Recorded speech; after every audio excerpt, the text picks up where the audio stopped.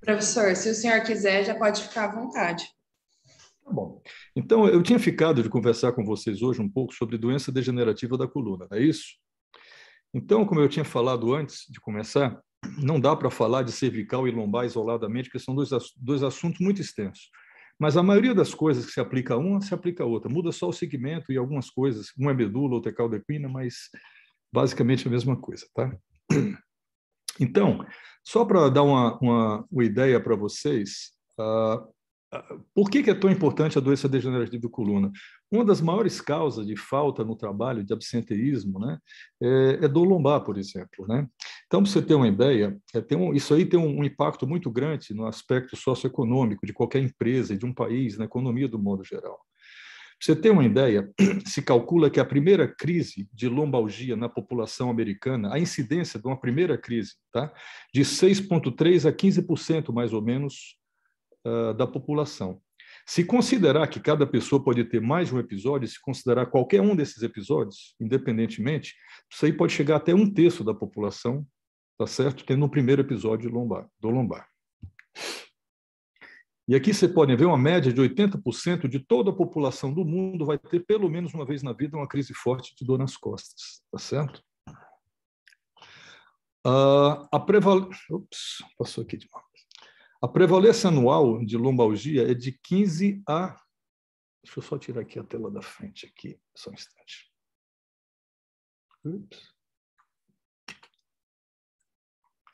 É de 15 a 20% nos Estados Unidos e, por algum motivo, não sei porquê, 25 a 45% na Europa.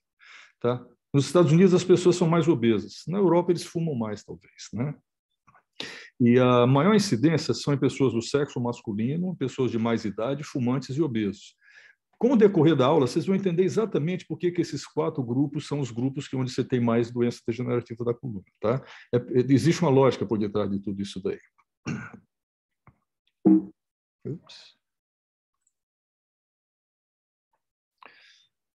Para você entender exatamente como é que acontece a doença degenerativa de coluna, você precisa entender mais ou menos a anatomia da coluna, tá certo? Não precisa entender com muito detalhe, mas precisa ter uma noção geral, né? E saber o que dói na coluna e por que dói, tá?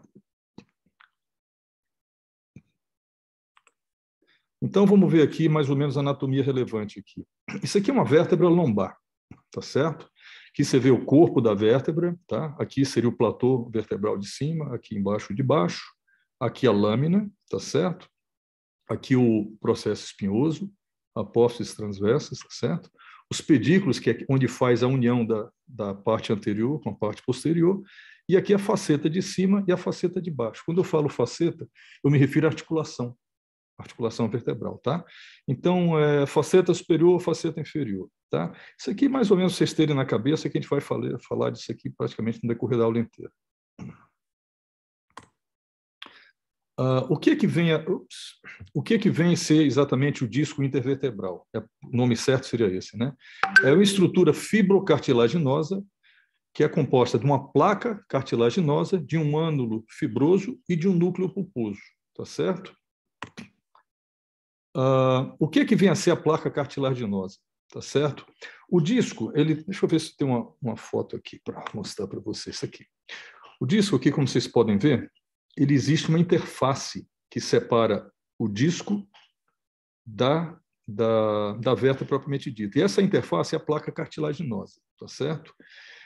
O disco, por sua vez, ele tem uma estrutura lamelar, né, composta de múltiplas lamelas que circundam aqui, formam como se fosse uma cinta, tá certo? Radial aqui, que é uma estrutura mais rígida, composta de colágeno tipo 1.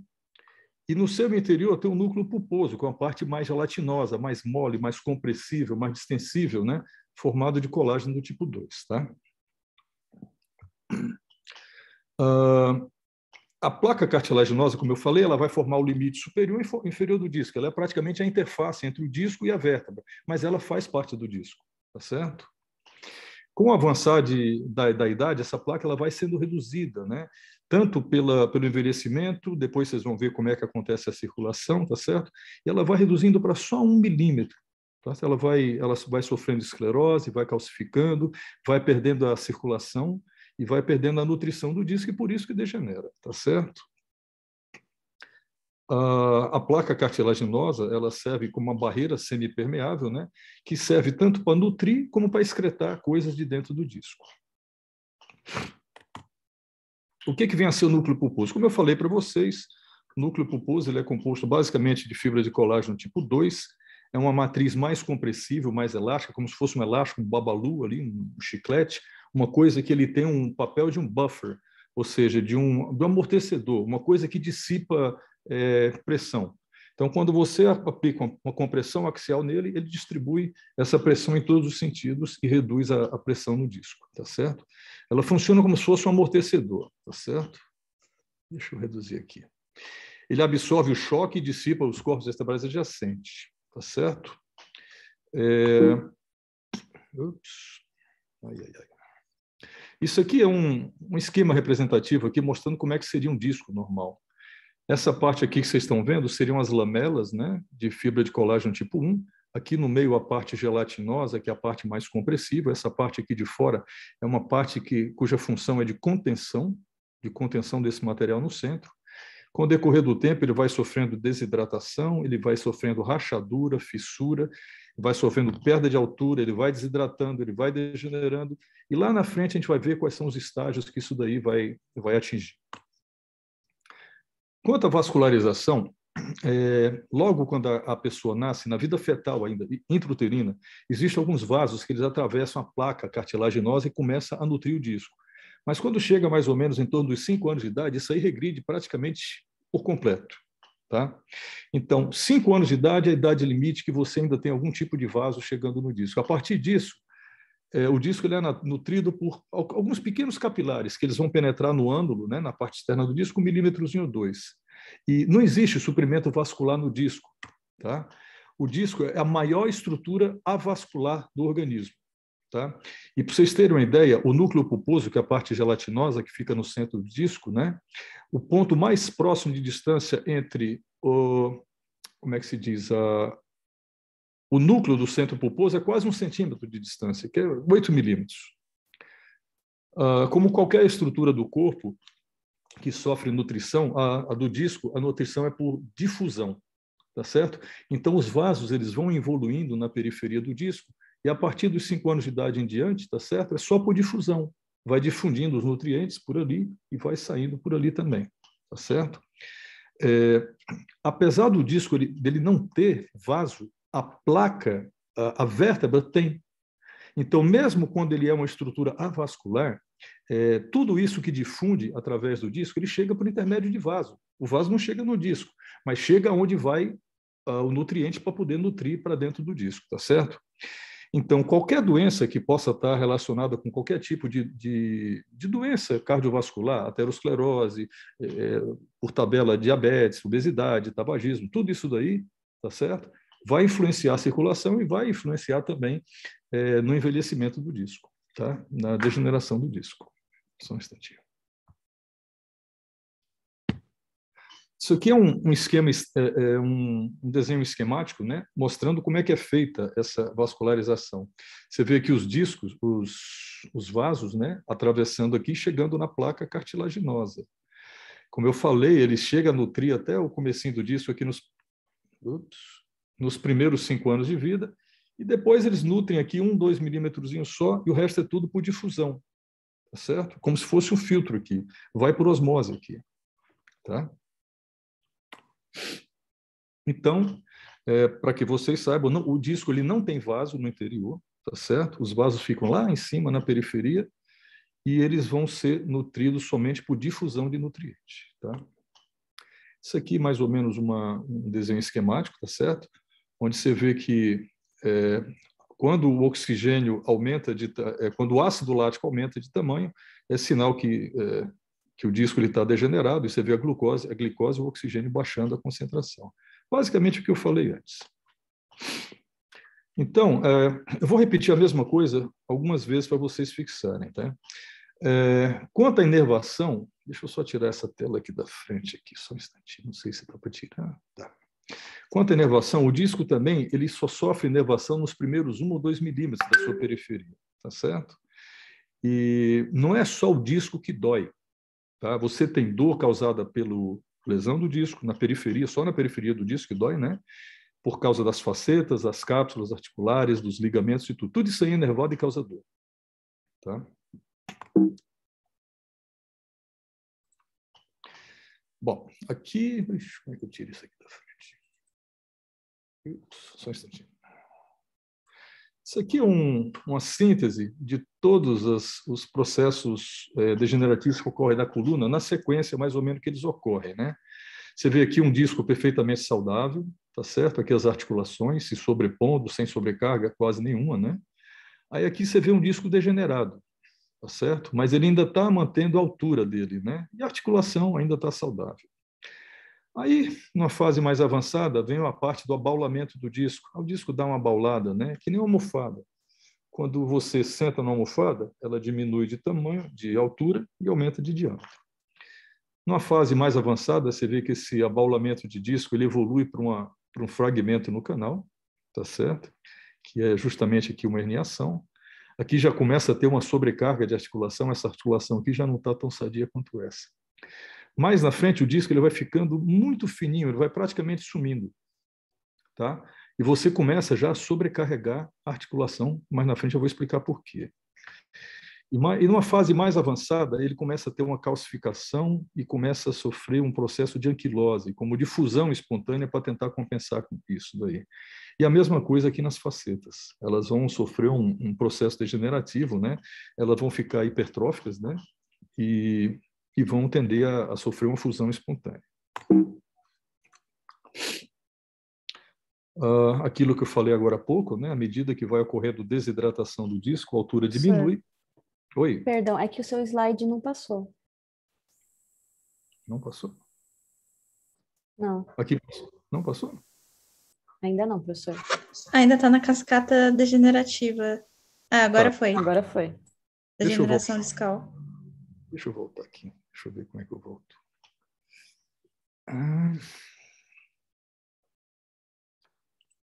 Só um instante. Aqui, né? Estão me ouvindo? Isso, agora tá na cascata degenerativa. Aí Isso aqui, você ia passar para o próximo. Tá, tudo bem. E aqui é mais ou menos a mesma coisa que eu já tinha falado no decorrer do slide, né? Isso aqui é um esquemazinho mostrando como é que acontece a degeneração do disco. Então, o disco, à medida que ele vai envelhecendo, né, ele deixa de receber tantos nutrientes pela difusão e ele começa a sofrer um processo de desidratação. Então, ele começa a sofrer fissura, vai rachando, tá certo?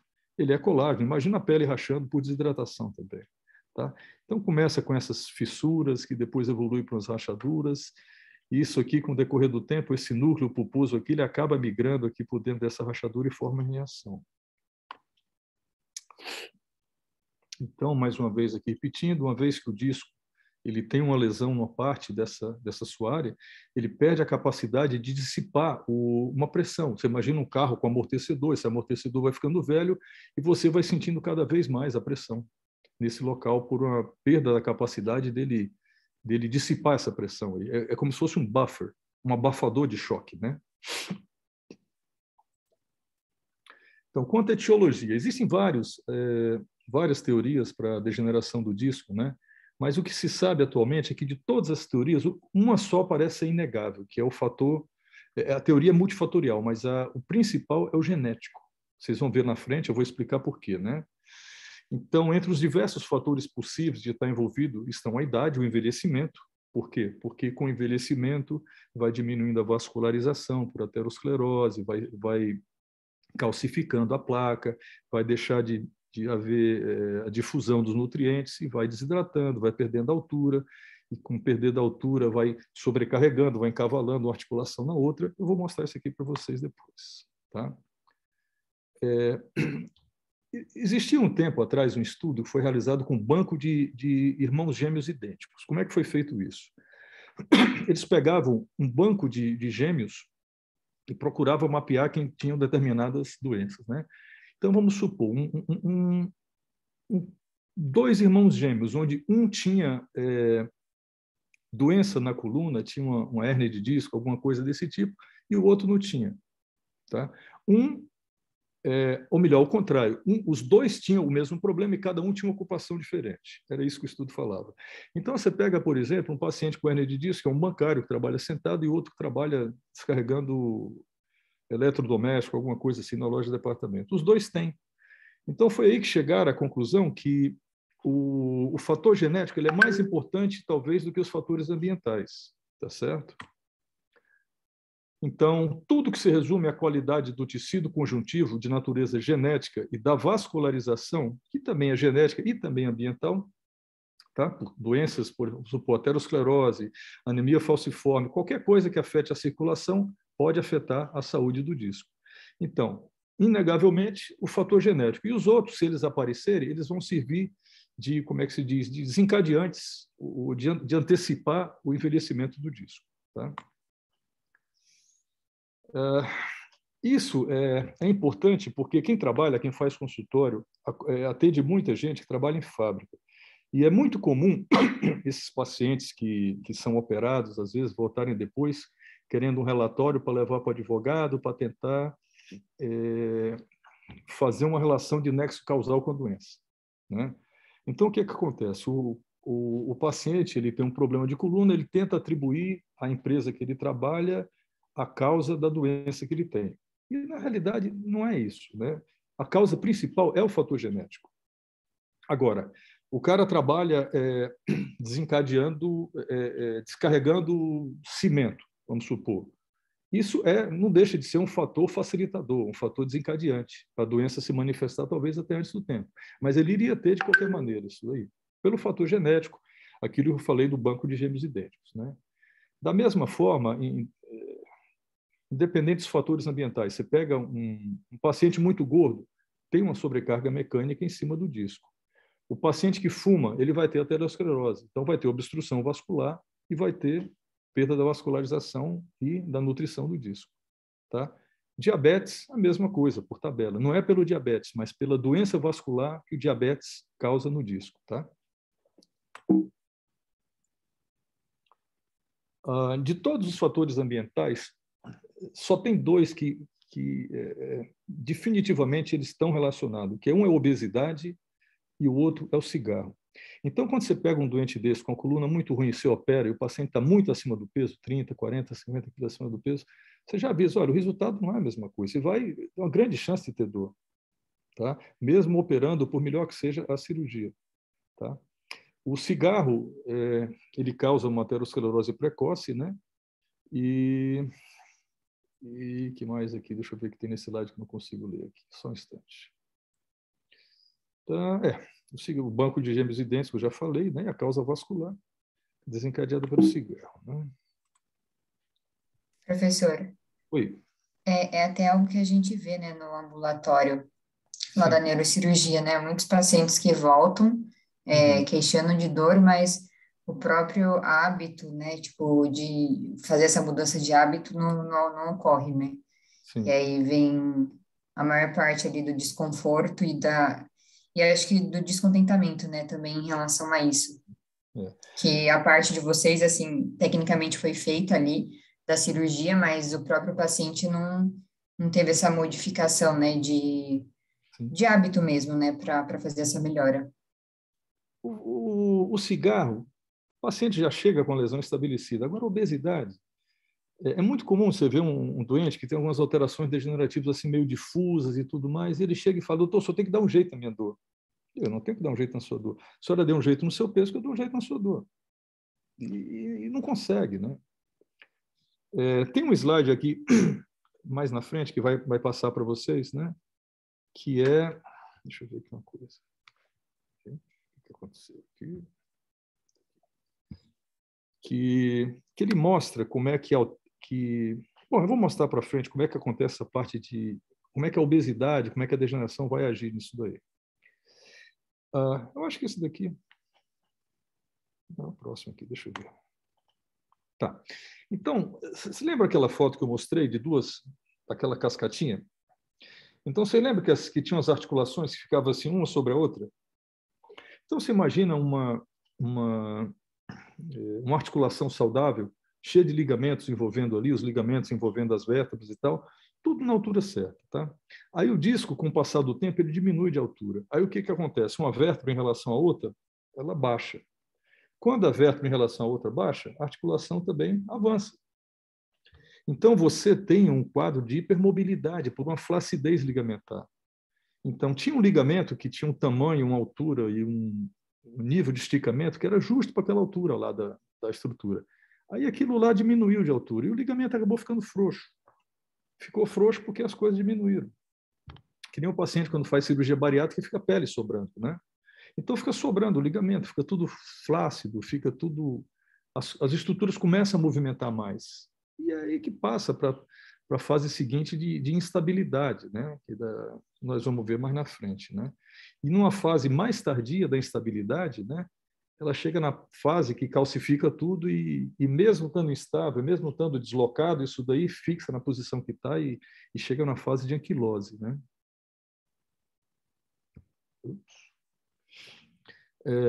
Apenas citar esse nódulo de Small aqui, é muito falado em laudo de ressonância, né? O que vem a ser o nódulo de Small? Que nem eu estava falando para vocês, a vértebra, aquela placa que fica de nutrição, com o decorrer do tempo, ela vai ficando fina, vai calcificando e tal. Então, ela pode sofrer uma fratura na parte inferior e o disco ele entra para dentro da vértebra, que é o que acontece aqui. Ó. Vocês estão vendo aqui? Aqui você vê que um pedaço do disco entrou para dentro da vértebra. Esse é o nódulo de Small. Ele pode causar dor ou não. Quando é que ele causa dor? Quando ele não causa dor? Quando está relacionado com edema, com reação inflamatória. E como é que a gente sabe? Ora, você não é nenhum perito de ressonância, mas você sabe que isso aqui, branco, que está dentro do canal aqui, você sabe que é líquor. Líquor é água. Então, você sabe que a água aqui é branco. Né? Então, você vê aqui, você vê que tem um halo branco aqui, ó, em torno do nódulo. Ups, maldito. Você vê que tem um nódulo branco, deu uma areazinha branca aqui, fininha em torno dele. Então, tem edema.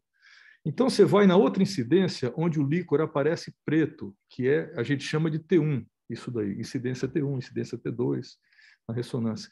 Se lá inverter isso que era branco se tornar pretinho, aí você vai ver, isso aqui é água, realmente é edema, isso aí causa dor. Tá? Mas não se preocupe com isso. Quais são as principais apresentações clínicas das doenças degenerativas da coluna vertebral? Quais são? Em primeiro lugar, as hérnias de disco. É o mais comum. Eu duvido que tenha alguém aqui que não tem um parente, um amigo, alguma pessoa conhecida que tenha tratado, que tenha tido hérnia de disco. Né? Você sabe que das crises de hérnia de disco, 90% regride os sintomas depois da primeira crise. E se você fizer uma ressonância depois, a hérnia está lá. Então, por que o doente continua tendo hérnia e não tem mais dor? A compressão continua existente, né? Porque além quando você tem essa fissura, essa lesão do disco, tem uma migração de substância inflamatória para dentro de onde fica ali a raiz nervosa, o espaço peridural. E isso causa uma reação inflamatória. Tem muitas dessas hérnias que quando você vai operar, está tudo fibrosado, está tudo aderido, inflamado. Você vê que teve uma reação inflamatória ali. Tá? Então é por isso, às vezes você medica o paciente, você faz algum procedimento pouco invasivo, né? E a reação inflamatória ela cede. Mesmo você fazendo a ressonância, você vê a hérnia está igualzinho, do mesmo jeito depois. Então você vê que não mudou nada. Se você lembrar aqui da anatomia, você vai ver aqui, vamos supor, L4, L5. Então o que você tem que lembrar são duas coisas. A raiz que passa é uma e a que sai é outra. Então vamos supor, L4, L5. Então aqui está o pedículo de L4. Tá? Entre L4 e L5 sai a raiz L4 e passa a raiz L5. Essa aqui é a raiz L5. Tá? Então, qual que é a importância de saber isso? Bom, se eu tiver uma hérnia mais ou menos aqui, que é onde são a maioria das hérnias, a paramediana, ela vai sempre comprimir a hérnia que passa. Então, entre L4 e L5, vai dar queixa de raiz L5. Quando é que pode dar queixa de raiz L4? Quando a hérnia é foraminal. Tá? Quando ela é próxima do forame, que aí ela não tem mais contato com essa raiz, ela vai ter contato com a raiz de cima. Então, você pode, numa hérnia L4, L5, ter clínica tanto de raiz L4, como de L5, como das duas, ou como de todas. Mais para frente, vocês vão ver o que é síndrome de caldequina. Então, dentro daquela figura que eu mostrava todos o espectrozinho da manifestação clínica, da degeneração, você lembra daquele slide lá? Que tinha todas as... a hérnia de disco nada mais é do que um estágio desse contínuo, dessa evolução contínua do envelhecimento. Nem todo mundo tem. Tá? A pessoa, às vezes, sai de uma protusãozinha e vai para frente e sofre um escorregamento vertebral, ou então simplesmente fixa e tem artrose, e isso aí diminui o forame. Então, nem todo mundo é obrigado a ter hérnia. Hérnia é só uma das manifestações que pode acontecer nesse espectro de manifestações. Tá? Quando você encontra uma hérnia de disco, isso é fundamental. Você tem que saber qual que é a clínica. Os ortopedistas, eles não fazem exame neurológico assim tão apurado, né? Então, é muito comum a gente ver um paciente com isso lá no ambulatório do regional nem se fala. Paciente caminhado com suspeita de hernia de disco. Você chega lá para ver a hernia de disco e tal, o paciente tem uma lesão de quadril. Ou então tem uma lesão do músculo piriforme. Entendeu? Ou no caso de ser cervical, lesão do ombro. Tá? Confunde. Mas quando a compressão é de uma raiz nervosa, ela sempre vai ter uma manifestação de um dermátomo. Deixa eu pôr aqui para vocês. Isso aqui são os dermátomos que existem, tá certo? Então, se você tem uma compressão entre L4 e L5, vai dar, se for raiz L5, que geralmente 90% das vezes, ou um pouco mais, vai ser na face lateral da perna, no peito do pé, do dedão. Se for S1, vai ser a panturrilha, a parte de trás, o tendão de Aquiles, o dedinho, tá? A planta do pé. Isso é importante. Se for a face medial da perna, a raiz L4. Então, você sabendo isso aí, dificilmente você vai entrar em fria, tá? Então, muitas vezes você pega, por exemplo, um paciente com uma clínica de raiz S1, vamos supor, que é na panturrilha, uma dor insuportável e tal. Aí você examina, você não acha nada. Aí você vai na ressonância, a ressonância está normal. E aí? Isso pode acontecer, eu vou explicar quando que acontece, né? E quando o paciente tem, por exemplo, que ele é encaminhado para você com uma hérnia, com uma protusão L2, L3 ou L3, L4, e a clínica é de L5, S1. Se você operar esse doente, você vai estar metendo a mão em cumbuca, porque não vai ficar bom. Não existe uma concordância entre o quadro radiológico e o quadro clínico. Tem que haver. Se não tiver, é porque o diagnóstico está errado. Com certeza o diagnóstico está errado. Tá? E o fator mais importante do tratamento das hernias de disco é o diagnóstico estar certo. Olha, a gente vê muito caso de paciente com lesão de ombro, lesão de manguito, lesão de tal, que é operado da coluna cervical. Mesma coisa, lesão de quadril, lesão na nádega, né? Tendinite de músculo glúteo, né? Ou então a compressão do músculo piriforme, que eu vou falar na frente, o cara é operado da hérnia. Aí, o que acontece? Às vezes é outra especialidade, ele passa com o cara e fala, olha, pediu uma ressonância, ou não tem mais hérnia, tchau. E mesmo o doente vai procurar a gente depois, né?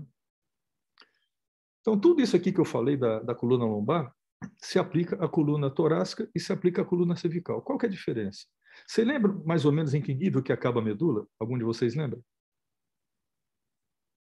L1, L2, né? Transição entre L1 e L2. Tá? Então, qualquer hérnia abaixo de L1, L2 vai dar queixa de raiz, porque não tem mais medula. Qualquer coisa que for acima de L1 vai dar queixa de medula e raiz. Tá? É diferente isso daí. Abaixo de L1 e L2 só pode dar queixa de raiz, porque não existe outra coisa além de raiz. Pode dar de uma, de mais de uma, ou pode dar de todas. Daí para baixo, a compressão da cauda equina inteira, né? Então, aqui voltando um pouco, né? As 4 etapas da herniação discal, abaulamento do disco, né? Ele tem uma fissura e o núcleo pulposo vai chegando cada vez mais próximo da periferia. Uma protusão, né? Protusão é aquilo que ultrapassa o limite aqui da vértebra, né? Já vai se projetando para dentro do canal, mas sem romper aqui o ânulo fibroso ainda, né? Aqui a parte de extrusão ou de herniação, né? E existe uma situação que o fragmento ele se destaca do disco, ele migra, que a gente chama de hérnia migrada, né? Pode ser sequestrada também, é a mesma coisa, né? Então você tem um sequestro, você tem um fragmento avulso que cai dentro do canal. Se você faz a dissectomia nesses casos, que é o tratamento da hernia de disco, se você não tira isso daí, não adiantou nada. Você tirou o disco inteiro, só não tirou o fragmentinho lá, aquele feijãozinho que estava com comida raiz, não adiantou nada. Se você por isso que é importante, todo neurocirurgião, 90 e tantos %, quando faz hérnia de disco, ou faz com microscópio, ou faz com endoscopia. Então você vê, tá? Quando você opera com microscópio, é praticamente só se você não procurar direito, o que você acha? Se você procurar, souber onde é que está, você localiza na ressonância, vai atrás, você encontra. Você encontra. Se quiser, você encontra. Isso aqui é o exame físico, tá certo? Vocês lembram lá da propedêutica, do sinal de Lazegue? Alguém lembra? Tá? Vai chegar num ponto em que, a partir de mais ou menos 45 graus, né, que você vai começar a estirar a raiz e você vai começar a ter dor quando você tem uma hérnia de disco. Tá? Aqui mostra à direita o médico executando aqui o sinal de Lazegue, né? E aqui mostrando. Então, se você tem um sinal de Lazegue acima de 45 graus, isso aí é duvidoso, ver se realmente tem algum valor clínico isso daí. Porque tem gente que não consegue subir muito além de 45 graus, você já começa a estirar o nervo. Então, se a pessoa não tiver um bom alongamento, você corre risco de ter dor e o sinal de Lazegue não é necessariamente positivo, né? Todos vocês sabem o que é síndrome de Caldequina? Vocês lembram o que é Caldequina, né?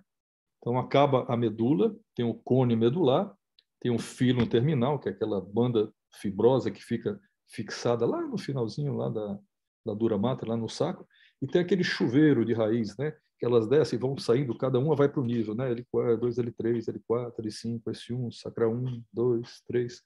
Então, quando você tem uma hérnia que ela é mediana, ao invés dela ir para o lado, como eu falei aquela, então lá para o forame, ela pode ir exatamente para o meio, tá certo?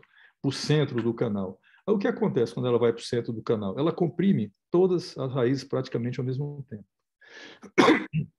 Então, o que dá? Bom, vai depender do nível, né? Se for de raiz de L4, L5 para baixo, vai pegar tudo que for raiz L4, L5 dali para baixo. Todas as raízes sacrais e o que tiver abaixo é L5. Acima, não. Agora, se a hérnia for mais alta, vai acrescentando mais níveis, vai acrescentando mais raízes, né? Então, vou pegar aqui uma hérnia típica, né? Você vai ter uma paralisia na perna, né? Se pegar L5, vai pegar o movimento de dorsiflexão do pé. Se for S1, vai paralisar a extensão do pé. Tudo dali para baixo, tá? Então, geralmente, você tem um déficit motor associado com quadro esfincteriano, né? Intestino, né? A urina, tá certo? Uma anestesia em cela, que é isso daqui que aparece aqui, ó, como se o sujeito estivesse sentado numa cela de um cavalo, né? Ele tem uma anestesia que pega toda a região do períneo, a região genital, a região perianal, e desce por ali, seguindo mais ou menos esse padrão de distribuição sensitiva aqui. Tá? Ups. Como é que é feito o diagnóstico de hérnia de disco? Em primeiro lugar, o diagnóstico é clínico e tem que ter uma confirmação radiológica. O exame de excelência é sempre a ressonância magnética. Tá? Se você não tiver uma concordância, isso nunca é demais você mencionar, mas se não existir uma concordância entre o sintoma, entre a clínica e a ressonância, não opere nunca, porque é certeza que é diagnóstico errado. Diagnóstico errado é a causa principal de failback. Failback quer dizer, como é que seria a tradução? Aquele paciente, síndrome pós-laminectomia, o paciente que tratou de hérnia de disco e ou ficou do mesmo jeito, ou não piorou, ou piorou eventualmente. Tá? Geralmente o doente não melhora nada. E alguns até pioram, né? Pela manipulação. Professor, oi. No caso de uma incongruência entre o exame clínico e o radiológico, qual seria os diagnósticos diferenciais nesse caso? Vai depender da clínica que o doente apresentar. Tá? O doente que só tem dor lombar, hérnia de disco só com dor lombar, pode dar? Pode. Pode. Não é muito comum, mas pode. Mas você tem que entrar no diagnóstico diferencial de tudo mais que pode causar dor lombar. Sacroileite, tá certo? E outras coisas mais, articulação de quadril, essas coisas todas. Em caso de dúvida, existe um exame chamado discografia provocativa, que você pode lançar mão. Se você tiver experiência de fazer e interpretar, você pode fazer. Tá? Então, você tem um paciente que tem só dor lombar. E você tem um disco degenerado totalmente suspeito. Você introduz uma agulha sobre radioscopia dentro do disco, injeta contraste, injeta até um volume X de contraste, observa o padrão de distribuição do contraste, que vai mostrar o tipo de... vai desenhar mais ou menos a lesão dentro do disco, né? E você vai ver qual a resposta do doente, ver se a resposta do doente se ela é compatível ou não é compatível com aquele estímulo que você está fazendo. Tá? O paciente tem uma dor lombar. Aí você faz o exame de discografia provocativa. Durante a hora que você está injetando o contraste, você pergunta: você está sentindo dor? Tô. Essa dor é igual à dor que você sente? Sim, doutor, é idêntica. Então, Isso aí fala muito a favor, é uma coisa a mais que você pode usar para decidir para tratar depois. Se você está na dúvida o que é, não faça. Encaminhe para outra pessoa de outra especialidade. Ou então para o neurocirurgião que faz dor. Tem uma subespecialidade na neurocirurgia que é só clínica de dor. Então, tem muitos daqui, principalmente o doente com lombalgia, principalmente o doente com dor lombar. Olha, dor lombar é uma coisa traiçoeira. Às vezes você tem uma dor miofacial, você tem uma lesão muscular, uma contratura do músculo mais profundo, quadrado lombar, aquelas coisas e tal. Confunde muito. Eu já vi muito doente ser operado quando, na realidade, tinha uma tendinite no músculo glúteo médio, glúteo mínimo e tal. Você só consegue fazer diagnóstico disso aí pedindo ressonância de quadril. Então, ou coincide, como diz o ditado, ou é calça de veludo ou é bunda de fora, não tem meio termo. Tá? Ou você tem uma compatibilidade entre sintoma e achado radiológico, então não trate. Não tente operar. Isso aí você vai casar com um doente para o resto da vida, o doente que vai estar eternamente satisfeito, o doente que vai te levar para o conselho depois. Entendeu? Vai a vida inteira procurando relatório, querendo se encostar, se aposentar por invalidez, é uma encrenca isso daí. Não faça. Então, aquilo que eu tinha falado anteriormente para você. O mais importante para você estabelecer o tratamento, decidir se é cirúrgico, se é clínico, tá certo? É você fazer o diagnóstico correto. Tá? Então, tem 3 coisas que não podem sair da cabeça de vocês nunca, né? Se for na coluna cervical, ombro, tá? Quem tem lesão de musculatura, de tendão aqui dessa região supraescapular, às vezes aqui dessa região, às vezes lesão completa do tendão, você vê muito, isso até em dona de casa, por esforço repetitivo, né? Essa dor, ela desce para o braço, às vezes até formiga o braço, e confunde. Aí o que acontece? Você pede uma ressonância magnética. Vocês já viram exame de hemograma quando vem do laboratório, ou dosagem de alguma substância, de hormônio, por exemplo? Então, vê lá, de 0 a 10 anos, X, de 10 a 20 e tanto. Ressonância é a mesma coisa. Existe um padrão de normalidade para cada faixa etária. Então, a ressonância de uma criança de 10 é diferente do adulto de 30, que é diferente do de 50, que é diferente do de 60, que é diferente do de 70. Tá? Então, olha, não tem um santo dia que a gente não receba um doente, 2, 3 no ambulatório com isso daí. Paciente com protusão discal solicita avaliação. Não tem nada. Ele tem, se você lembrar daquele diagrama que aparece aquelas manifestações, ele está naquela escadinha, ele chegou lá embaixo. E nem todo mundo que chega ali embaixo é obrigado a ter dor. Nem todo mundo. Tem paciente que tem uma coluna toda esculhambada e não sente dor quase. Sente um pouco de rigidez de manhã quando acorda, e só. E tem outros que têm menos coisa e têm muito mais dor. Tá? Então, aquilo que eu estava te falando, se for na coluna cervical, sempre, eternamente lembrar do ombro. Se não existir uma coincidência daquelas feroz entre a clínica e a radiologia, não faça. Investiga a coluna, investiga o ombro, continua investigando, se estiver na dúvida, pede para outra pessoa, você trabalha com outro colega da especialidade, fulano, dá uma olhada nesse paciente para mim e fala o que você acha. Ou na segunda opinião, libera o paciente. Olha, escuta a tua opinião, eu estou na dúvida. Tá? A melhor coisa que você faz. E quando é na coluna lombar, é aquilo que eu falei para vocês, além dessas lesões de quadril, de articulação sacroiliaca, sacroileite, às vezes por esforço, a pessoa faz muito esforço, né? E machuca a articulação, às vezes até por crossfit, enfim, uma série de coisas, né? Tem essas tendinites de músculo glúteo que são muito comuns, tá? Quem nunca viu é porque não tem pedido exame suficiente para ver. Pode ser ultrassom, pode ser ressonância, mas achou que o quadro não está, olha, vai direto, já procura, se tiver condição de fazer ressonância do quadril, você vai achar.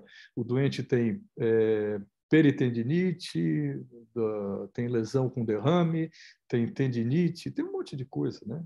No glúteo, na cabeça do fêmur. Olha, se procurar, você encontra. Tá?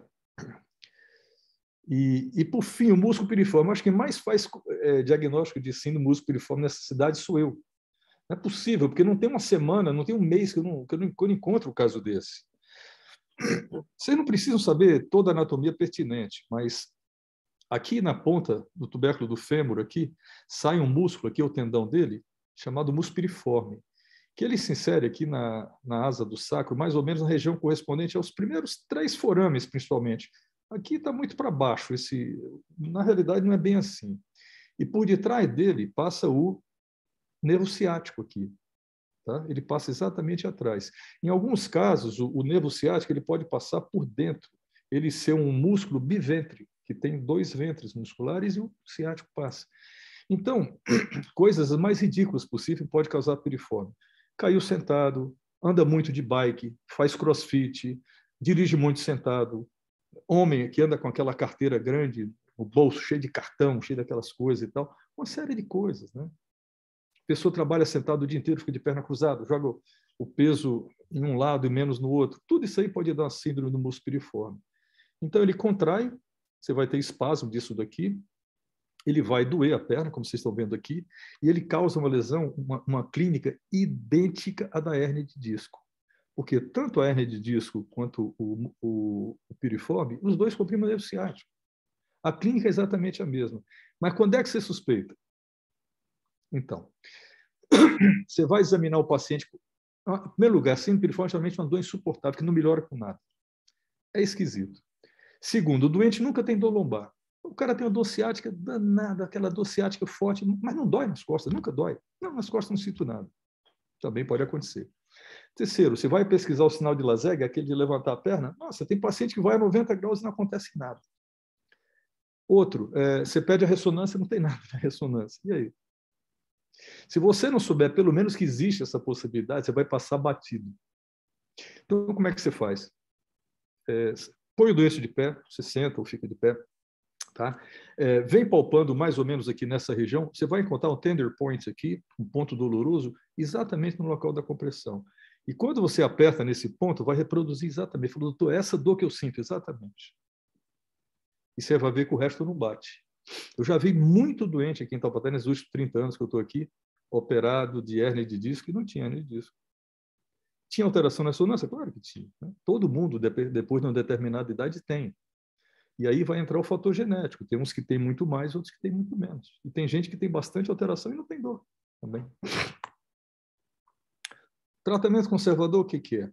É aquela perfumaria que todo mundo faz, né? Analgésico, anti-inflamatório, relaxante muscular, repouso, fisioterapia analgésica, acupuntura, tudo isso aí você faz, né? O que é que vai determinar quando você vai parar de insistir no tratamento clínico? Em primeiro lugar, você tem que considerar o nível socioeconômico da pessoa, você tem que considerar o que é que a pessoa faz, qual tipo de ocupação que a pessoa tem, tá?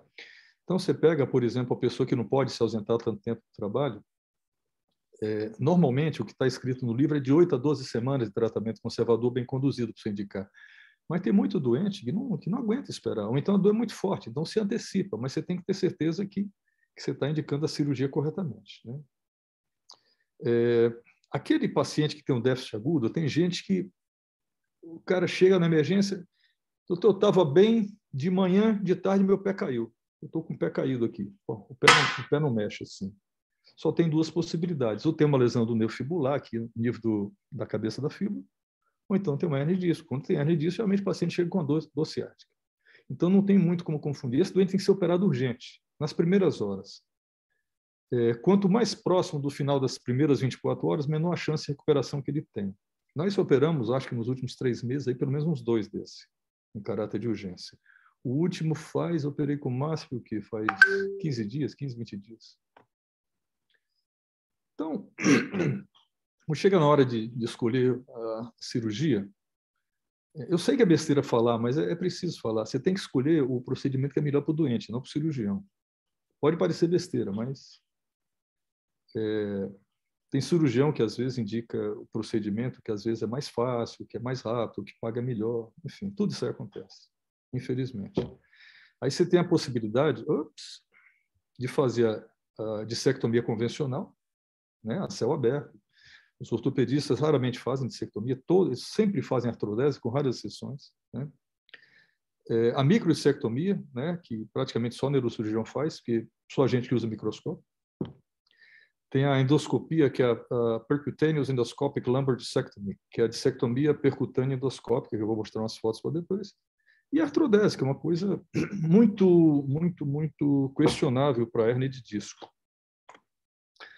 Isso aqui sou eu, o Dr. Celso, fazendo a microdissectomia. Alguns de vocês chegaram a entrar numa dessas cirurgias, né? Esse aqui é o cenário do centro cirúrgico.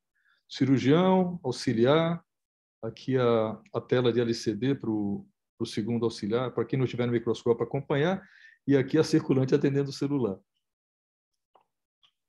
Aqui, estou fazendo uma dessas aqui, que é a percutânea endoscópica, né? Que vai um cortezinho de nada nas costas, né? Um corte de menos de 1 centímetro. Você olha no monitor e você vai acompanhando e você faz. Tem as suas limitações? Tem. A curva de aprendizado é muito mais longa, enfim. É a segunda opção. Tá? Paciente com muita dor lombar raramente se beneficia só de dissectomia. Então, tem que tomar cuidado para indicar isso aqui. Né? Aqui, quando você vai fazer a abordagem com endoscópico, né? Você pode entrar pelo forame, isso aqui é só um detalhe, né? Ou mais lateral foraminal, pode entrar pelo centro. Acho que para vocês isso aqui não é um detalhe que não tem tanta indicação, não tanta importância. A outra manifestação que nós vamos ver é a estenose de canal.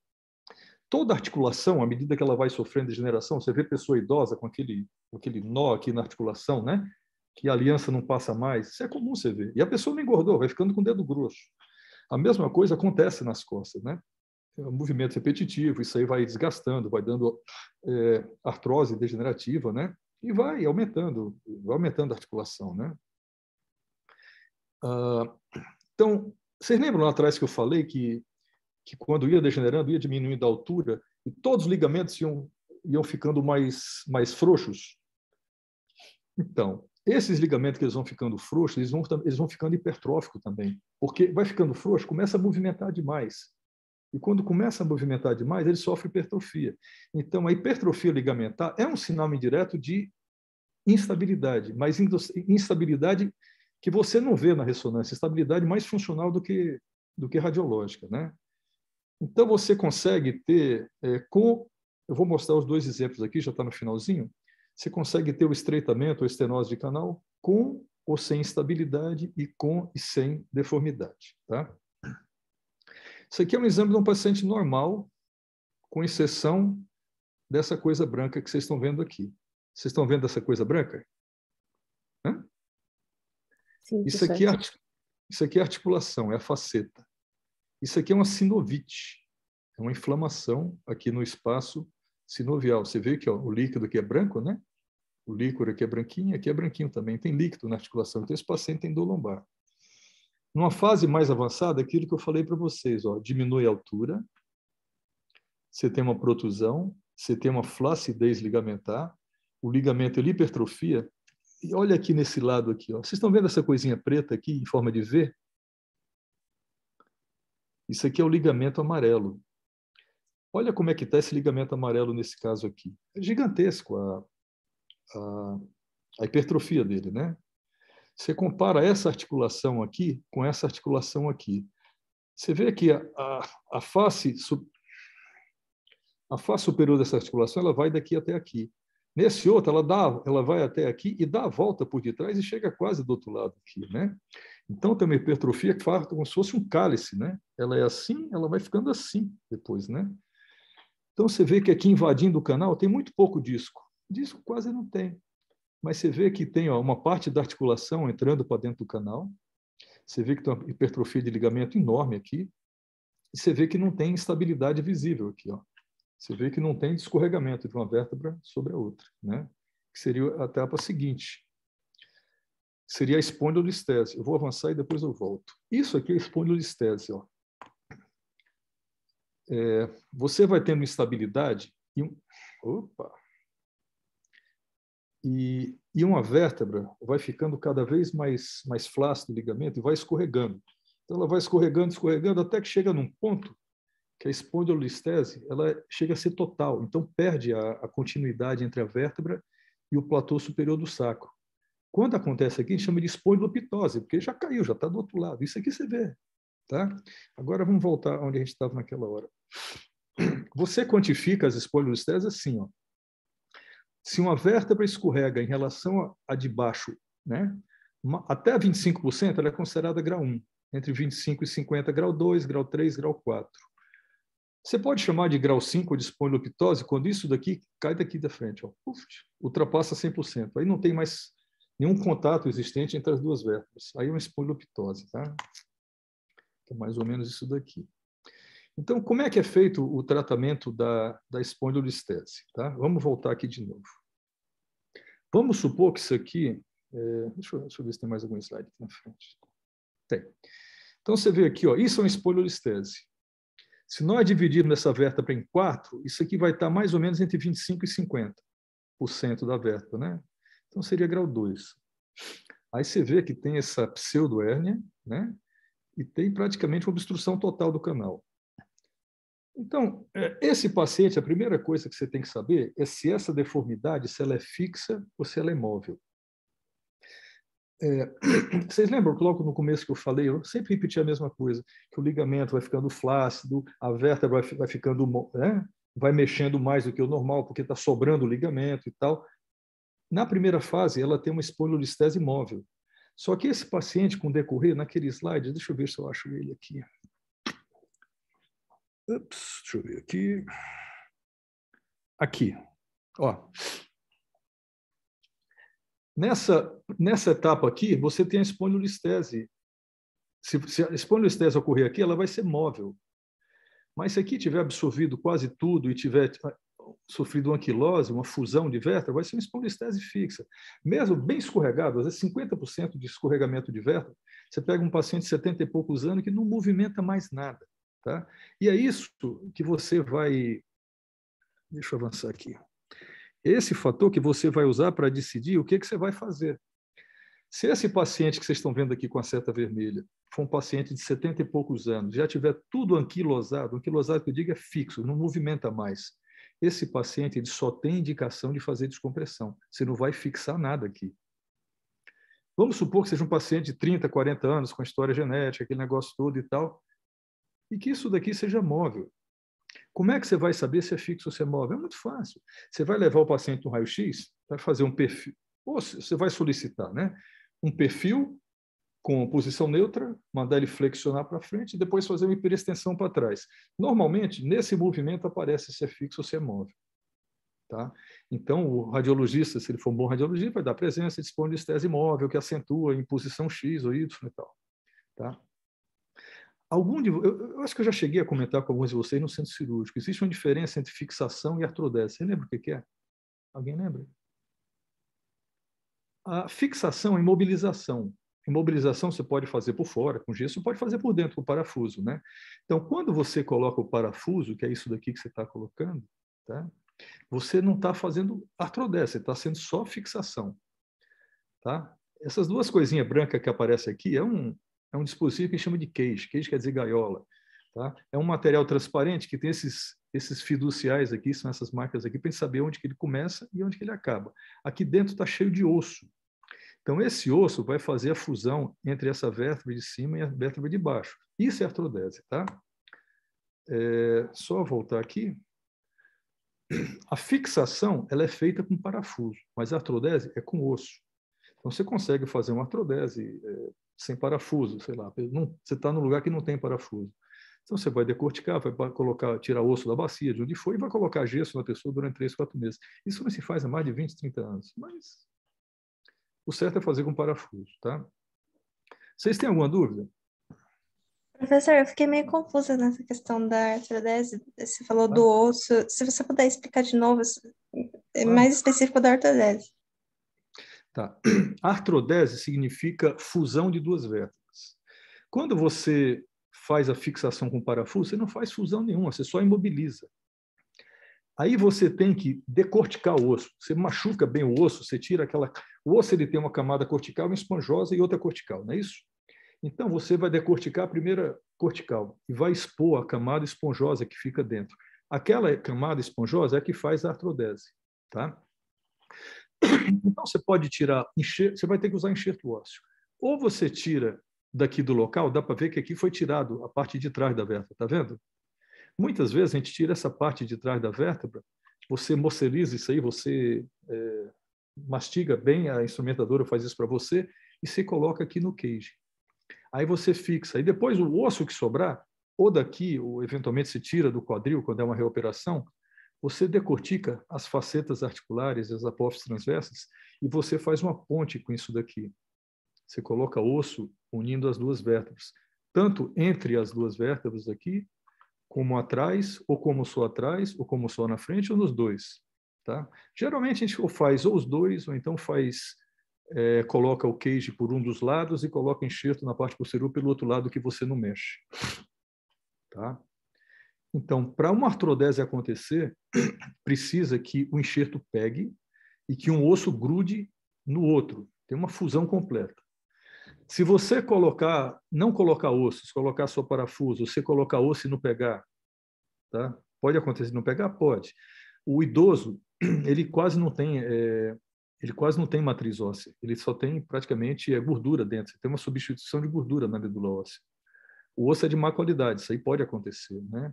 Ou então quando a pessoa é um fumante, que o osso também é de péssima qualidade, né? Isso pode acontecer. Quando isso acontece, você tem a não fusão. Essa não fusão ela recebe o nome de pseudoartrose. É uma falsa fixação. E o que vai acontecer? Geralmente esse parafuso quebra no primeiro ano, se não tiver feita essa consolidação. Em um ano, mais só dá um ano e meio.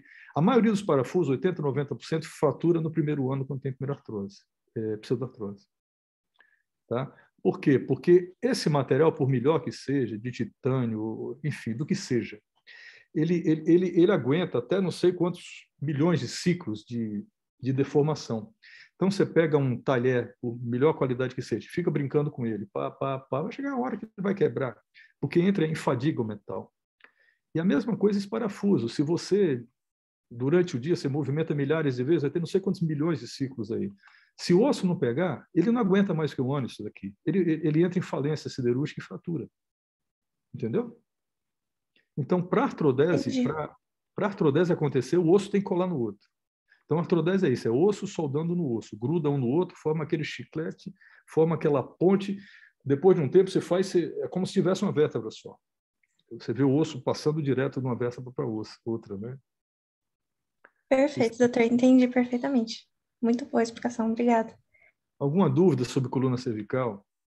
O princípio é o mesmo. A diferença é que aqui é sempre medula, medula e raiz. E aqui na lombar, tá? É só raiz. Na torácica, a mesma coisa da cervical, medula ou raiz. Então, se você tiver uma hérnia de disco ou cervical ou torácica, ela pode dar um quadro similar ao que acontece na coluna lombar, se for raiz. E o equivalente à síndrome de caldequina que você tem na coluna lombar, quando acontece na torácica ou na cervical, seria um quadro de compressão medular. É o doente que fica ou paraparético, paraplégico, né? Ou fica tetraparético ou tetraplégico. Você lembra daquele slide? Vou mostrar aqui. Imagine isso daqui como se fosse na coluna cervical. Tá? Uma estenose de canal. Onde que está o slide da estenose de canal? Aqui, peraí. Não. Acho que era aqui mesmo, né? Era aqui. Então, você imagina que, ao invés de ter caldequina, que tivesse medula. Então, o paciente, ou por essas alterações, ou então porque ele tem um canal estreito, congênito aqui na coluna cervical, existe alguns casos que ele tem dor e passa sem ser diagnosticado, aquela dor que nunca é investigada e tal. E um belo dia ele sofre um trauma besta, ele escorrega no chuveiro, ou tropeça no cachorro, enfim, escorrega porque o pé está molhado, ou pisa na havaiana, qualquer coisa. E o que acontece? Esse paciente sofre um trauma besta, né? E dá uma chicotada no pescoço, movimento de flexão e extensão. Isso é o suficiente, principalmente a extensão, para machucar a medula. Aí o paciente chega tetraparético no hospital, sem conseguir mexer. Ou às vezes tetraplégico. Isso é muito comum. Então, muito desses pacientes você só vai descobrir quando ele tem um trauma besta. O cara caiu de bicicleta, caiu de moto e tal, e chega tetraparético. Aí você tem lá tudo degenerado, com osteofito aqui. Osteofito é bico de papagaio, a mesma coisa, né? Tem aqueles osteofitos todos, né? Professor, essa compressão medular não por forma aguda como um trauma, mas de forma crônica, é possível regredir os sintomas do paciente está paraplégico por uma compressão medular? É possível regredir esses sintomas com a cirurgia ou não? Depende. Se for um trauma recente e tiver compressão associada, se você alivia a compressão, teoricamente você está dando condições dela poder se recuperar melhor. Mas se passou essa fase de compressão e a lesão é só vascular, aí não tem mais jeito. Tá? Mas o paciente que chega tetraplégico, olha, a chance de recuperar é muito pequena. Se chegar tetraplégico, a não ser que ele esteja em choque medular, mas o paciente que você olha na ressonância e você vê aquela medula apertadinha, toda, que nem um negócio de linguiça, toda assim, toda, tá? Cheio de compressão e alteração de sinal, né? Aparece aquela mancha branca no centro da medula, aquela lesão centromedular, esse paciente não recupera. Às vezes ele consegue ganhar um nível. Ele só movimentava C6 para baixo. Aí você operou, ele começou a movimentar C5 também, que é a flexão do braço. Isso aí pode acontecer. Às vezes melhorar um pouquinho a força. Mas chegar tetraplégico, se fizer a ressonância, tá?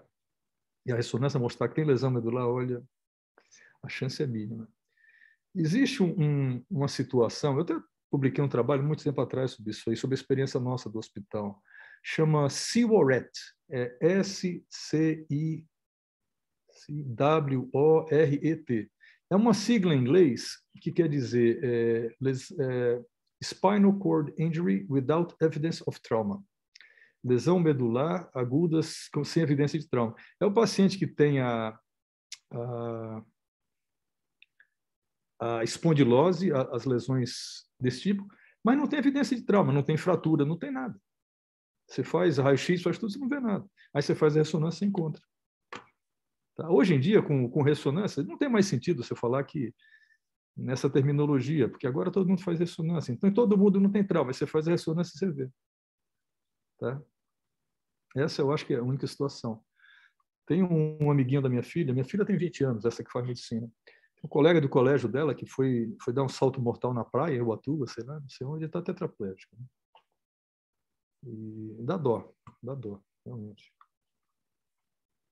E a gente vê muito isso aí. Um belo dia chega, é o pai da moça do estacionamento, é o pai da funcionária, é o marido lá da moça do resto, coisas assim. E vai chegando, né?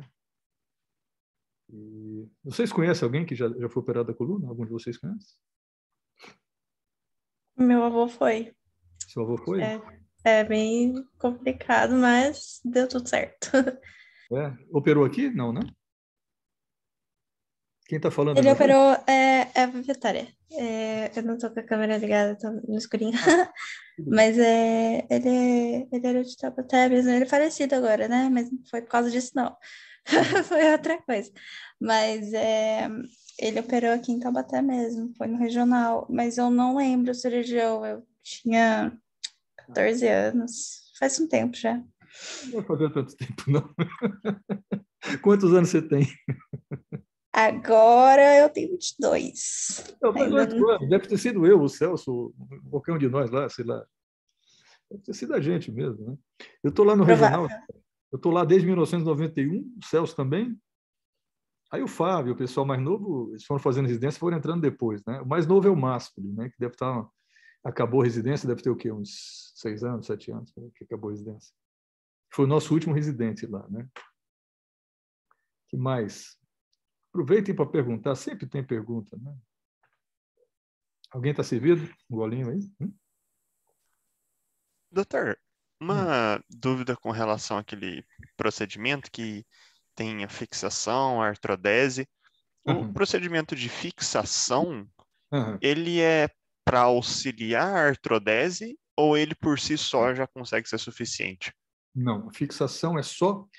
Você não consegue ter uma artrodese, por exemplo, você põe osso entre dois pontos. Se esse negócio ficar movimentando todo dia, não vai cicatrizar nunca. Entendeu? É a mesma coisa que você tem uma feridinha todo dia, que bonitinho, eu vou lá e arranca a casquinha, né? Não cicatriza. Então, não tem como isso daqui, o crescimento do osso, porque vai formando aquele calo ósseo, você fratura com a movimentação, então não fica nunca, né? Então, ele tem que estar imobilizado para poder o enxerto pegar e ele vai fundindo um fragmento com o outro e vai fazendo aquela ponte e aquilo lá cola tudo como se fosse uma camada só, né? Eu não falei nada para vocês, não sei se tem alguma importância, mas existem também algumas situações que a gente usa enxerto artificial. Os enxertos artificiais eles têm 2 tipos, né? Os osteoindutores e os osteocondutores. Sem querer entrar em detalhe de composição, o enxerto ósseo indutor ele tem a capacidade de você ele tem a capacidade de induzir o crescimento ósseo. E o ósseo condutor, ele serve só de esqueleto para o osso crescer por cima. O ideal é que, por mais que você use enxerto artificial, você sempre use osso associado.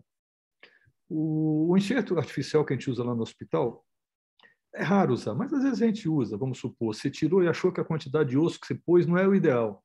Aí você complementa, mistura aquilo lá e acaba aumentando a quantidade de enxerto um pouquinho, mas menos de 50% com certeza. O ideal é usar menos de 50% de enxerto artificial. Uhum.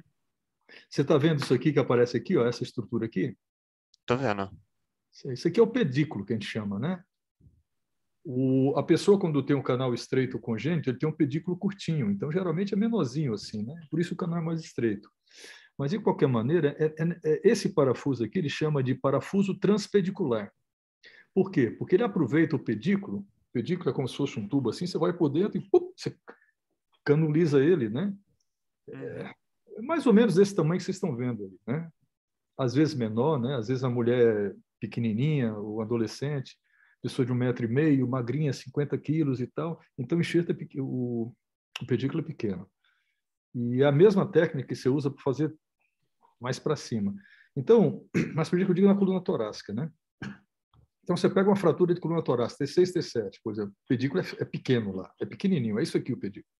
Tá? É pequeno, é estreito, você tem que tomar muito cuidado. Tá? Ainda mais se o paciente não tiver déficit. Porque se você errar o pedículo e pegar a medula, então tem que tomar muito cuidado. Tá? E tem que ir palpando e ter certeza que está dentro do local. Não sei se vocês não vão saber, mas o pedículo, eles são assim na coluna lombar, aí à medida que eles vão subindo, eles vão diminuindo de tamanho e vão ficando mais estreitinhos, eles vão ficando mais verticais, mais perpendiculares ao canal e vão subindo, né? Então, lá na coluna torácica ele entra praticamente assim. Aqui na coluna lombar ele entra assim, mais ou menos na diagonal, né? Uns 30, 40 graus de inclinação aqui. E depois que teve essa fixação essa união das vértebras, depois que teve essa união do processo de artrodese, retira os parafusos ou ele continua lá? Não tem por que retirar, né? Uma coisa é você passar uma haste no fêmur de uma criança. Aí você não... Às vezes você tira isso aí porque está em fase de crescimento, não é isso? Mas aqui não é o caso. Aqui você põe para parar de... Aqui vai fundir isso daqui. Então, não vai acrescentar absolutamente nada, a não ser um segundo trauma, uma segunda cirurgia, um segundo risco de infecção, essas coisas, né? Risco de fístula, eventualmente, né? Se você vai tirar isso daí, você não vai ganhar absolutamente nada com isso daí. Entendi. Você só tira se por algum motivo você tiver que fazer uma cirurgia de revisão, né? Que seria quando tem a fratura do instrumental, ou então quando você vê que o parafuso está tocando na raiz, o paciente está com a dor que não melhora, deve ser isso, né? Você tem que tirar e reposicionar, né? Ou então, enfim, quando fratura, alguma coisa desse tipo, né? Ou então quando infecta, né? Eventualmente, ou quando tem exposição. Existem pacientes que são muito magros, às vezes o parafuso, dependendo de como é colocado e onde é colocado, às vezes ele fica incomodando na pele, né? Você consegue palpar a haste, no parafuso não, mas a haste você consegue palpar a ponta da haste na pele. E alguns pacientes, às vezes, sofrem uma deformidade e a haste fica praticamente... Você sente, você palpa com o dedo a haste. E tem uns que a haste fura a pele. Nesse caso, você tem que operar. Antigamente, quando eu fiz pós-graduação, já tem mais de 20 anos isso daí, não se falava quase em tirar parafuso de titânio por causa de infecção. Tem mais de 20 anos, né? Mas porque é um material inerte, ele não cresce nada nele, né? Mas depois, com o estudo e tal, começou a ver que depois de algum tempo de infecção, forma uma película em torno do parafuso, chama de biofilme. Isso aí você não consegue esterilizar.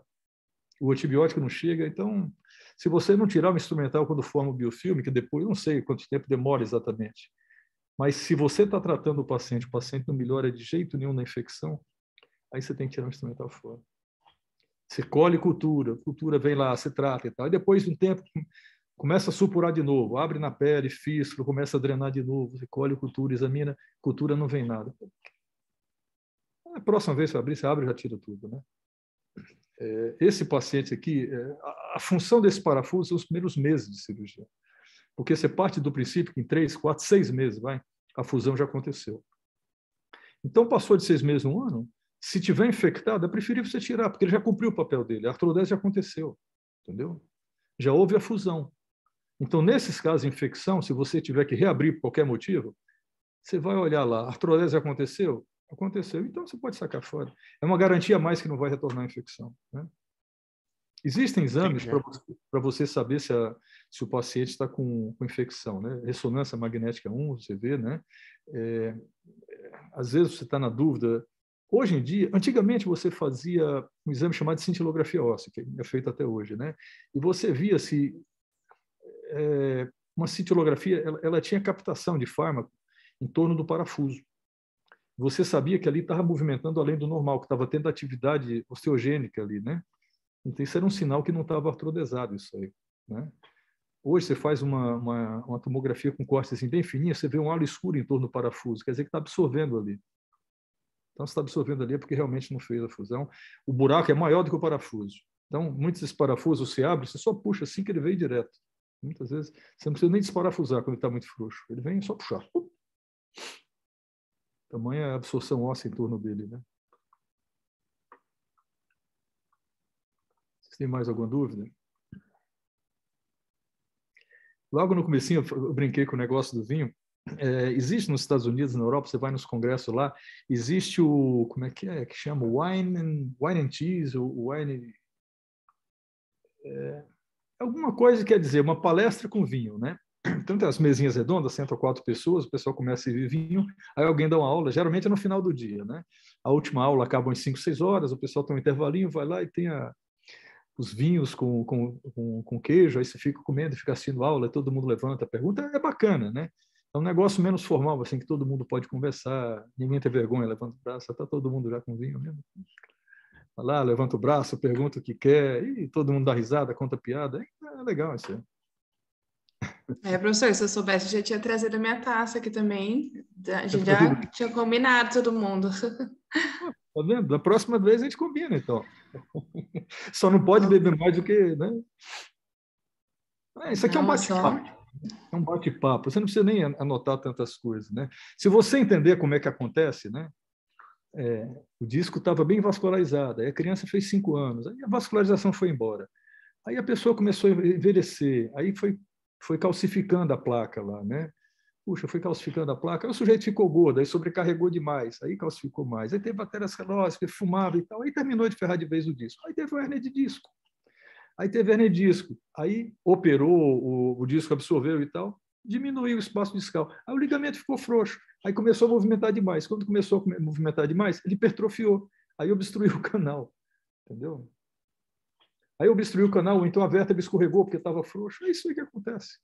E numa fase mais avançada acontece tudo isso e o negócio para naquela posição e não sai mais. Porque já calcificou tanto, já ossificou tanta placa que não tem mais movimento nenhum. É essa sequência que vocês têm que lembrar. Isso aí, muito residente de neurocirurgia está começando, sabe? Essa sequência de eventos, tem aquela coisa, estuda e tal, mas não está assim, mastigadinho na cabeça, né? Essa sequência de eventos. Entendi, Dr. Francisco. Oi, fala. Tem uma... Você quer falar, pode amiga? falar. Não, pode falar. Não, mas tem uma pergunta no... É você que é vizinha do Adriano? Vizinha do Adriano? Tem uma moça da Liga que mora no prédio dele lá. E eu acho que não sou eu, não. Não, achei que... Eu não lembro do Quem nome que é? dela. Não sei, ela acompanha a gente às vezes lá, né? Nos plantões. Eu sei que ela mora no mesmo prédio dele lá. Achei que fosse você. Nós somos Onde ele mora, de professor? prédios, professor, na verdade. Hã? Nós eu somos acho que é a vizinhos de Luana. prédio. É. Ele mora no prédio aqui na frente. Então é você, isso aí. Tem uma pergunta no chat. Você quer que eu leia? Ou você consegue ver aí? Eu não consigo, eu prefiro que você leia. Tá bom. A Natália perguntou, no caso das hérnias cervicais, quais seriam as indicações para se fazer a abordagem cirúrgica anterior e posterior? Tá. Muito é uma questão de preferência, né? Quando você se refere à hérnia de disco cervical, primeiro você tem que saber se ela é central ou se é lateral. Se ela é central, é muito difícil ir por trás. Em linhas gerais, pela frente você aborda a vértebra e você aborda disco. Por trás você aborda a medula. Se você lembrar, o osso fica na frente e a medula fica atrás, não é isso? Eu tô formado há 35 anos. Já terminei neurocirurgia faz 30, pelo menos. Eu nunca operei uma hérnia por trás, na cervical. Há 30 anos que eu faço pela frente. Porque pela frente eu consigo resolver qualquer uma. Qualquer uma. Mas tem gente que prefere por trás. Então faz. Eu não vejo muita vantagem de fazer por trás. Tá? Por exemplo, se você tiver compressão medular, esquece. Só pode ser feito pela frente. Se tiver compressão medular. Né? Se é compressão de raiz, você vai por trás, você faz uma janelinha com drill, você ponta o microscópio, afasta a raiz, você tira lá, resolve do mesmo jeito. Com endoscopia, talvez. Eu não tenho experiência de endoscopia na região cervical.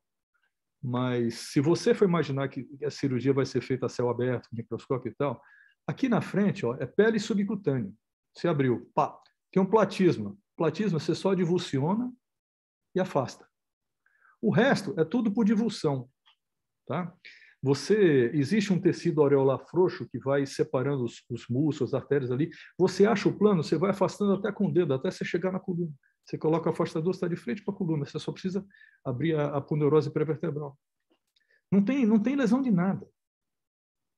Você não precisa lesar nada. Atrás, se você for fazer por qualquer outra via que não seja por endoscopia, você vai ter lesão muscular. Porque por menor que seja, a dor é do lado direito, então vou descolar a musculatura só do lado direito. Você vai ter que coagular, você vai ter que retrair, você vai ter que afastar o músculo, vai ter que colocar afastador, entendeu? Mesmo que faça com o tubinho, incomoda mais. Aqui não incomoda. Você opera no dia, no outro dia o cara vai em casa. Não fica nem cicatriz. Faz uma sutura intradérmica aqui nessas pregas, essas marcas de expressão aqui, né? Fica nem marca depois. Mas, a grosso modo, existem casos que dá para fazer pelas duas vias. Aí vai da preferência de cada um. Escola, né?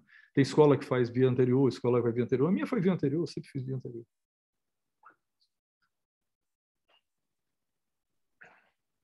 Alguém tem mais alguma pergunta? Se quiserem mandar no chat, a gente lê. Ou abrir o microfone também. Professor, Oi. Em relação à degeneração discal, discal, ela é possível regredir essa desidratação que acaba acontecendo pela vascularização ou a gente só consegue impedir que ela progrida? Olha, uma vez que degenerou, tá certo? O que existe hoje em dia são estudos com células-tronco, aquele negócio. A gente fala que existe hoje em dia, mas isso aí se fala há muito tempo, tá? Eu tenho um colega de residência, então você já imagina que ele tem 20 e tantos anos de formado, né? Que ele era 2 anos depois de mim. É uma história engraçada. Ele fez neurocirurgia, ele é de Belém do Pará. Ele ficou em São Paulo. A mulher dele, eu não lembro o que é que ela faz, ela jogou naquela loteria do Green Card. Então ela ganhou. Ele se mudou para os Estados Unidos. Entendeu? Só que chegando lá, puta, fazendo neurocirurgia, tudo de novo e tal, ele optou para fazer a prova e fez residência de novo, mas fez de neurologia. Então ele está trabalhando com isso aí, negócio de células-tronco, né? Olha, não tem nada provado até hoje que... tem os estudos que estão em andamento, mas não tem nada até hoje provado que isso aí funciona de fato, né? Porque na hora que mostrar isso aí, todo mundo vai querer. Agora, por mais que você regenere o disco, como é que você vai fazer com o resto? Né? O paciente já perdeu a altura do disco, vamos supor, recupera. As alterações, os osteofitos, a hipertrofia ligamentar, que não vai regredir, né? A artrose facetária, hipertrofia, isso aí. Eu não sei. Isso aí é estudo que está em andamento, mas não tem nada que mostre, né? Isso de tomar colágeno tipo 2 para a coluna, isso é besteira. Isso é besteira, é bobagem. Né? Isso aí ajuda 2, 3% dos pacientes que têm lesão de joelho, essas coisas, e olhe lá, não chega a 5% de melhora. Na coluna, aqui não adianta nada. Não adianta nada. Mas alguém, gente? Acredito que não, amiga. Uhum. Luana, quando é que você vai lá assistir nossa cirurgia de novo lá? Quando tiver um tempinho, eu passo lá, professor. É muito legal acompanhar vocês sempre.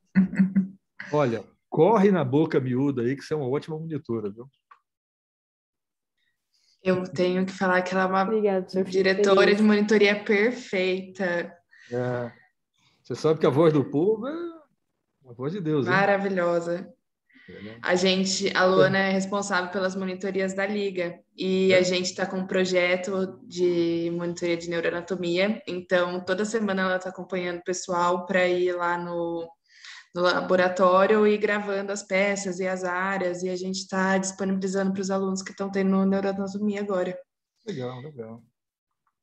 E fala uma coisa para mim, qual de vocês que está auxiliando o Adriano lá naquele trabalho que está querendo publicar? Algum de vocês está envolvido? Qual o trabalho, professor? Eu, a Luana, o Miguel e a Bia, a gente está no trabalho com ele, mas ainda não está acho que é o mesmo, né? no andamento prático, né, em relação aos pacientes de trauma crânioencefálico. Não, não. Esse é um caso, eu fiz um relato de caso desse paciente, tem uns 15, 20 anos, de um paciente similar. Então, você tem um trauma e você faz uma fístula no couro cabeludo, que é como se fosse uma malformação arteriovenosa, né? Pulsar, aquela massa e tal. Eu operei um aneurisma de couro cabeludo, que é raro isso aí. Na época,